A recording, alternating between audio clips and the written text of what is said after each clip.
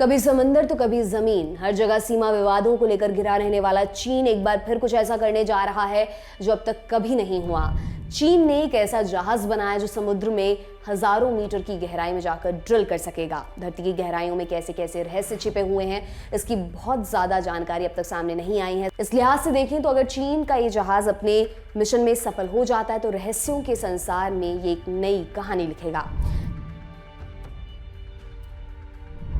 चीन ने अपने शिप का नाम मेंगजियांग रखा है, जिसका मतलब ख्वाब होता है।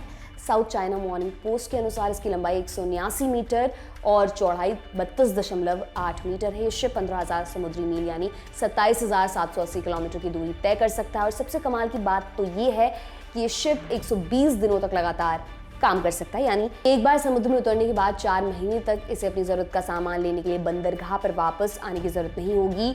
ये समुद्र तल से 11,000 मीटर नीचे की गहराई तक भी ड्रिल कर सकता है।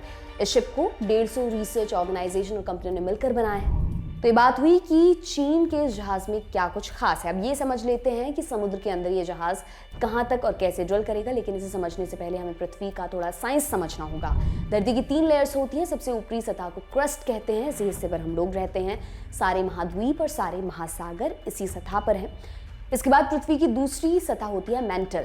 ये मेंटल क्रस्ट से बिल्कुल नीचे होता है। और फिर आती है तीसरी सतह, इसे कोर कहते हैं।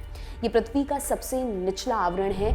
चीन का मेंगजियांग शिप समुद्र की गहराई में ड्रिलिंग करके धरती के क्रस्ट को पार करके मेंटल में जाएगा। अगर चीन का ये शिप सफल हुआ तो ऐसा करने वाला ये दुनिया का पहला शिप बन जाएगा।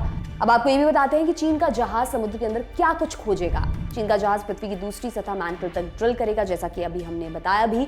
इस हिस्से में लोहा, एल्यूमिनियम, कैल्शियम, सोडियम और पोटेशियम जैसे कई तत्व हैं। अगर चीन का जहाज यहाँ पर पहुंचने में सफल हो जाता है तो मिनरल के लिहाज से ये एक बड़ी कामयाबी हासिल कर सकता है।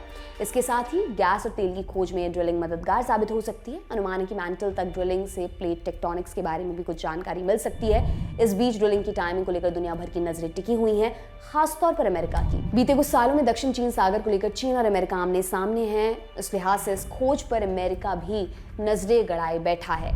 खैर, ये वक्त ही बताएगा कि चीन की खोज कितनी सफल हो पाती है, लेकिन इसका असर इंटरनेशनल पॉलिटिक्स पर जरूर देखने को मिलेगा।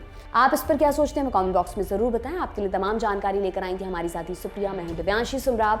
आप देखते रहिए दी लल्लन टॉप। बहुत बहुत शुक्रिया। सिर्फ 59 रुपए महीने में पाइए यूट्यूब पर LT प्रीमियम। किसी भी प्लेटफॉर्म से 3 दिन पहले देखिए हमारे प्रीमियम प्रोग्राम जैसे guest in the news room, किताब वाला आदि। इसके अलावा बहुत कुछ। सब्सक्राइब करने के लिए लल्लन टॉप के यूट्यूब चैनल पर जाकर क्लिक करें ज्वाइन बटन।